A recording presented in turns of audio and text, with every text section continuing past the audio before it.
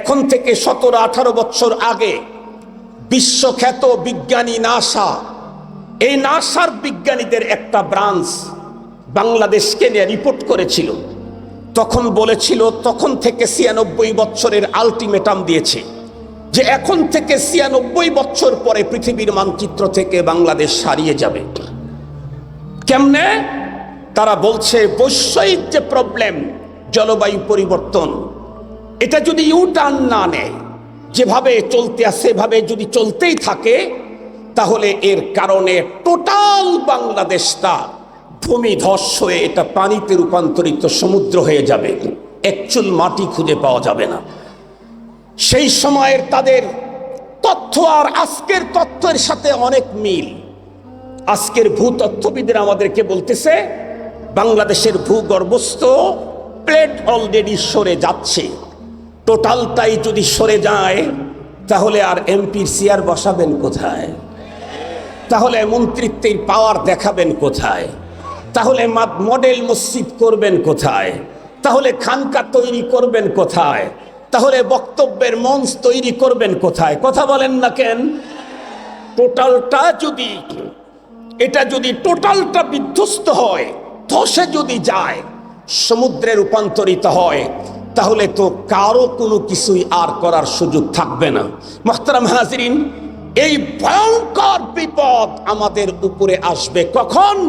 1500 বছর আগে আল্লাহ পাক মেসেজ করেছেন তার রসুলের মাধ্যমে, কোরআন নাজিল করে, তোমার অন্তরে আব্বা আম্মার মায়া যদি বেশি হয় আল্লাহর চাইতে, তোমার অন্তরে সন্তানের মায়া যদি বেশি হয় রসুলুল্লাহর চাইতে, আল্লাহর চাইতে, তোমার অন্তরে যদি ভাই বোনের মায়া বেশি হয় আল্লাহ রসুলের চাইতে, তোমার অন্তরে যদি তোমার ব্লাড কানেক্টেডের যারা আছে তাদের মায়া বেশি হয় আল্লাহ রসুল দ্বীনের চাইতে, তোমার অন্তরে যদি স্ত্রীর মায়া বেশি হয় আল্লাহ রসুল জিহাদের চাইতে, তোমার অন্তরে যদি সম্পদের মায়া বেশি হয় আল্লাহ রসুল জিহাদের চাইতে, তোমার অন্তরের ভিতরে যদি ব্যবসার মায়া বেশি হয় আল্লাহ রসুল জিহাদের চাইতে, তোমার অন্তরে যদি তোমার বসবাসের ঘরের মায়া বেশি হয় আল্লাহ রসুল জিহাদের চাইতে, তাহলে অপেক্ষা করো, আযাব আসবে।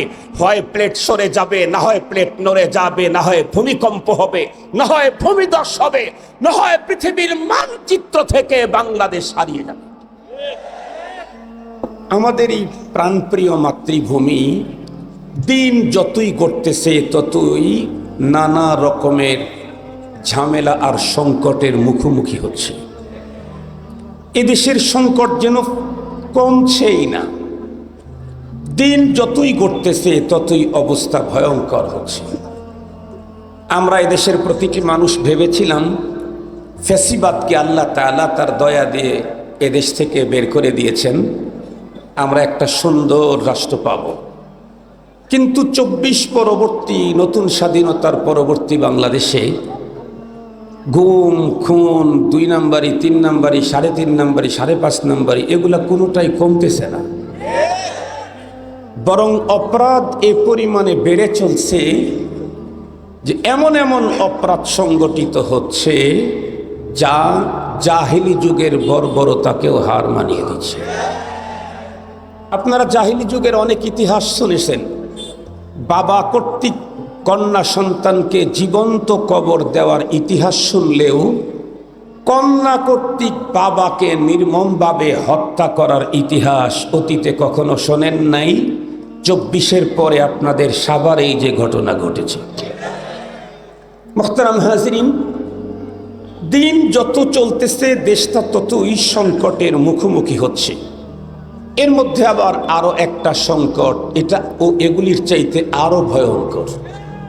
সেটি হলো কি, গত মাসের 21 তারিখ জুমাবার আমাদের ঢাকা শহর সহ বাংলাদেশের বিভিন্ন জায়গাকে ঝাঁকুনি দিয়েছে ভূমিকম্প।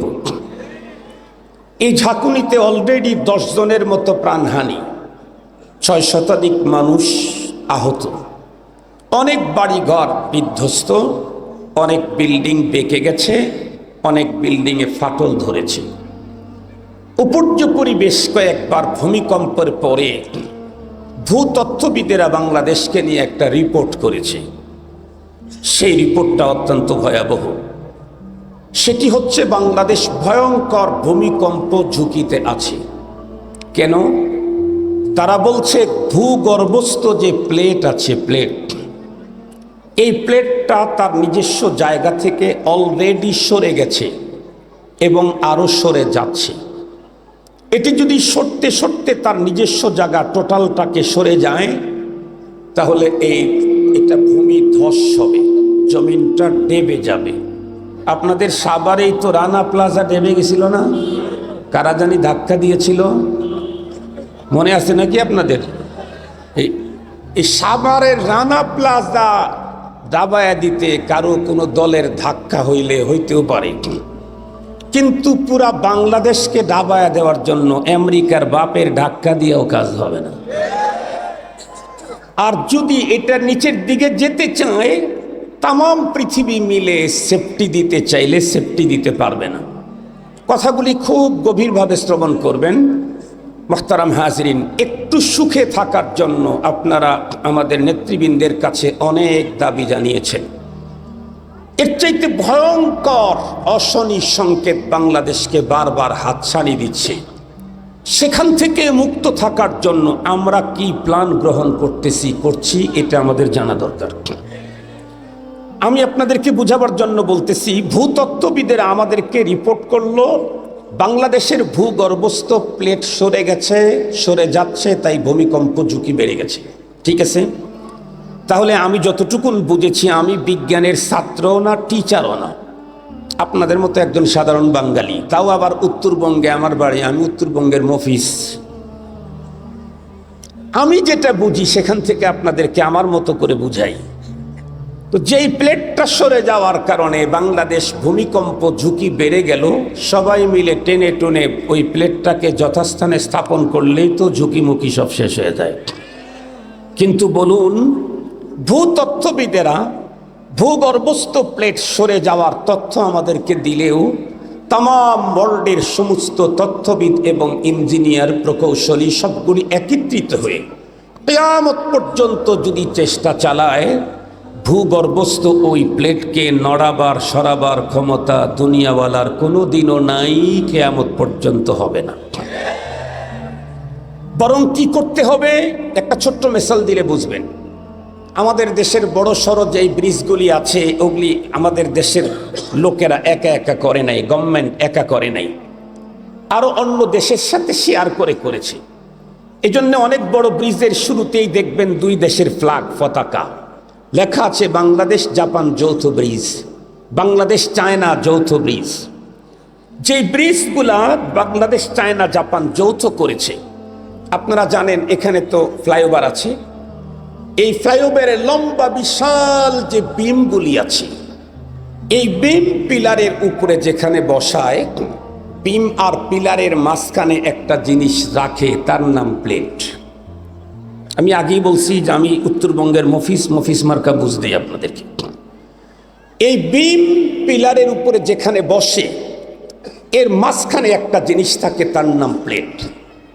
এই প্লেটটা যদি কখনো বিমের ওই জায়গা থেকে সরে যায়, তাহলে ওই ব্রিজ বিধ্বস্ত হওয়ার সম্ভাবনা বেড়ে যায়।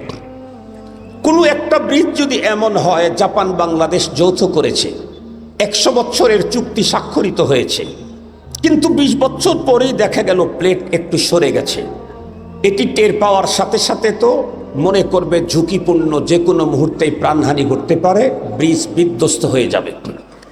তখন আমরা যেটা দেখেছি সেটা হলো, বাংলাদেশের ইঞ্জিনিয়াররা এটা ঠিক করতে যায় না। ম্যাক্সিমাম টাইমে যাদের সাথে শেয়ারে কাজ করেছে তাদেরকে ফোন লাগায়, এই মিয়া, তোমরা 100 বছরের চুক্তি স্বাক্ষরিত করে ব্রিজ তৈরি করে দিয়ে গেলে, টাকা নিয়ে গেলে, এখন পর্যন্ত নিচ্ছ, অথচ 30 বছর যেতে না যেতেই প্লেট সরে গেল, এখন তো ব্রিজ বিধ্বস্ত হবে। ওরা তখন বলে, ঠিক আছে, ওকে, আমরা আসছি। কেন? যারা প্লেট বসাইছে তাদেরকে দিয়া প্লেট সরে গেলে তাদেরকে দিয়া মেরামত করে নেওয়াটাই সবচাইতে নিরাপদ অন্যকে দিয়ে কাজ করার তুলনায়। সঙ্গত কারণেই জিজ্ঞাসা করতে চাই, জমিনের নিচের যে প্লেট সরে গেল, এই প্লেটটা বসাইছে কি জাপান না আমেরিকা? আর একটু জোরে বলেন, কে? খালাকাস সামাওয়াতি ওয়াল আরদ, আসমান আর জমিনকে তৈরি করেছেন কে? এই প্লেটগুলি প্রতিস্থাপন করেছেন কে? এভাবে আসমানকে সাজিয়ে দিয়েছেন কে?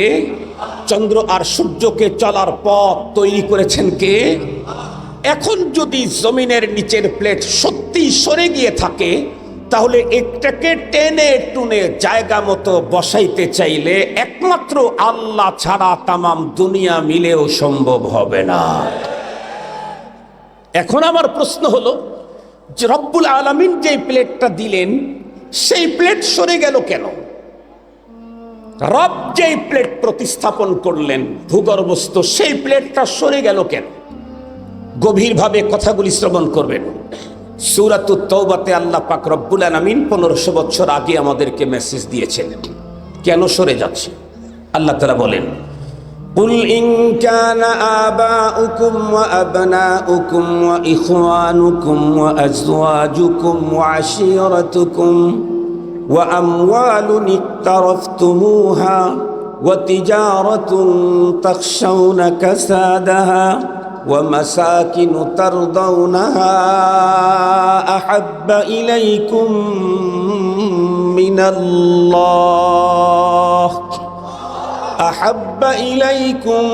من الله ورسوله وجهاد في سبيله فتربصوا حتى يأتي الله بأمره والله لا يهدي القوم الفاسقين। সূরাতুত তাওবা 24 নম্বর আয়াতে কারিমাতে আল্লাহ তার প্রিয় হাবিবকে ডেকে বললেন, কুল, ওগো আমার পয়গম্বর, এই মেসেজটা আপনি পৃথিবীর মুমিন মুসলমানদেরকে দেন। এই মেসেজটা পৃথিবীর মুমিন মুসলমানদেরকে মেসেজটা দেন। কি? প্রথমে 8 বস্তুর উল্লেখ করে পরে 3 বস্তুর উল্লেখ করেছেন, করে বলেন পূর্বে উল্লেখিত 8 বস্তুর তুলনায় মুমিন মুসলমান নারী পুরুষের অন্তরে পরবর্তী উল্লিখিত 3 বস্তুর মোহাব্বত যদি না বাড়ে, তাহলে আপনি মেসেজ দেন তাদেরকে অপেক্ষা করতে। কিসের অপেক্ষা? জমিনের নিচের প্লেট সরে যাবে, ভূমিকম্প হবে, ভূমিধস হবে, জলোচ্ছ্বাস হবে, টর্নেডো হবে, বিগত সময়ের স্বৈরাচারের মতো জালেম তোমাদের মাথার উপরে চেপে বসবে। আল্লাহ বলেন অপেক্ষা করতে বলো আমার আযাবের। আমি যা বলছি সবগুলি আল্লাহ পাকের পক্ষ থেকে আযাব। কোন 8 বস্তুর তুলনায় কোন 3 বস্তুর মায়া আমাদের অন্তরে বেশি হলে তাহলে আযাব আসবে না, জমিনের নিচের প্লেট সরে যাবে না।